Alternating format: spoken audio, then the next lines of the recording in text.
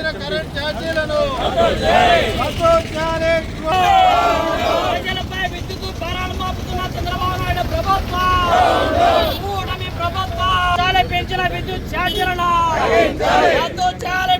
ఛార్జీలను సంవత్సరాల క్రితం ఇదే రోజు ఉమ్మడి ఆంధ్రప్రదేశ్ రాష్ట్రంలో రాజధాని హైదరాబాదులో విద్యుత్ సంస్కరణలకు వ్యతిరేకంగా విద్యుత్ ఛార్జీల పెంపు పేరుతో ప్రజలను దోపిడీ చేసేటువంటి విధానాలకు వ్యతిరేకంగా చేపట్టినటువంటి వామపక్ష ప్రజాతంత్ర శక్తులు చేపట్టిన ఆందోళన కార్యక్రమంలో ప్రభుత్వం పాశవికంగా విచక్షణారహితంగా కాల్పులు జరిపి అనేక మందిని కొట్టినటువంటి నేపథ్యంలో ఈ పోరాటంలో కమిటీ రామకృష్ణ, విష్ణువర్ధన్ రెడ్డి, బాలస్వామి అనేటువంటి కమ్యూనిస్టు నాయకులు వీరమరణం పొందారు. వారి మరణం వృధా కానివ్వబోము. ప్రభుత్వాలు అనుసరించేటువంటి ప్రజా వ్యతిరేక విధానాలు పోరాటాలను కొనసాగిస్తామని, విద్యుత్ ఛార్జీల పెంపును విద్యుత్ సంస్కరణల పేరుతో దోపిడీ చేసేటువంటి విధానానికి వ్యతిరేకంగా పోరాటం చేస్తామని చెప్పి ఈరోజు ప్రతిజ్ఞ చేపట్టడం జరిగింది. అందులో భాగంగా ఒక మనిషి జీవితకాలం 60 సంవత్సరాలు అయితే అందులో సగ జీవితకాలం విద్యుత్ ఛార్జీల పైన విద్యుత్ సంస్కరణలపైనే పోరాటం చేయాల్సినటువంటి దౌర్భాగ్య స్థితి ఈ రాష్ట్రంలో కొనసాగుతూ ఉంది.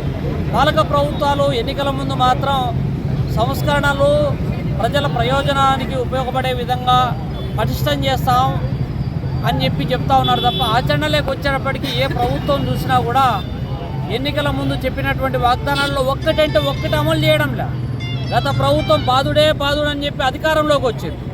ఈ ప్రభుత్వం ఏడాది కూటమి ప్రభుత్వంలో మోదుడే మోదుడు అనేటువంటి పద్ధతిలో ఏడా పెడా ఇవాళ ఛార్జీల భారం మోపుతూ ఉన్నారు.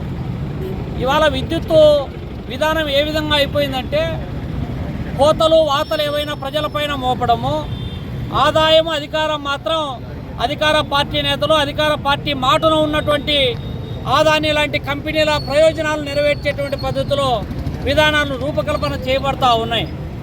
అందులో భాగంగానే ఇవాళ ఎప్పుడో వచ్చిన నష్టాలను ఇవాళ ప్రజలపై భారం మోపుతా ఉన్నారు. డ్రాప్ ఛార్జీలు అంటున్నారు, అదనపు ఛార్జీలు అంటూ ఉన్నారు, సర్దుబాటు ఛార్జీలు అంటూ ఉన్నారు, నష్టాల పేరుతో రకరకాల ఛార్జీలు మోపుతూ ఉన్నారు. స్మార్ట్ మీటర్లు ఉన్న మీటర్లు పనిచేస్తున్నాయి, కానీ కొత్త మీటర్ల పేరుతో అదనంగా భారాలు మోపేటువంటి పరిస్థితి నెలకొంటా ఉంది. ఎవరో ఆదాని లేకపోతే షిరిడి సాయి లాంటి డమ్మీ కంపెనీల ప్రయోజనాలు నెరవేర్చడానికి ఈ యొక్క సంస్కరణలు ప్రజలపై మోపుతా ఉన్నారు. ఈ 25 సంవత్సరాల కాలంలో ప్రభుత్వం అనుకుంటే పెద్ద సమస్య ఏం కాదు. విద్యుత్ రంగాన్ని పటిష్టం చేయడానికి అన్ని విధాల అవకాశాలు ఉన్నాయి.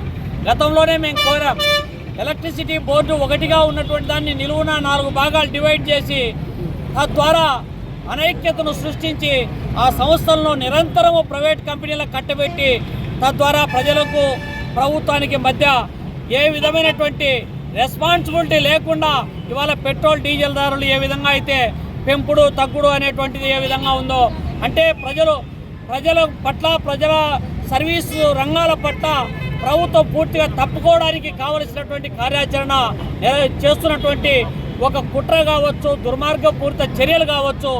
ఈ చర్యలకు వ్యతిరేకంగా బాలస్వామి, రామకృష్ణ, విష్ణువర్ధన్ రెడ్డి యొక్క పోరాట స్ఫూర్తితో అవసరమైతే మరో బషీర్బాగు పోరాటానికి సమాయత్తం అవుతామని చెప్పి హెచ్చరిస్తా ఉన్నాం.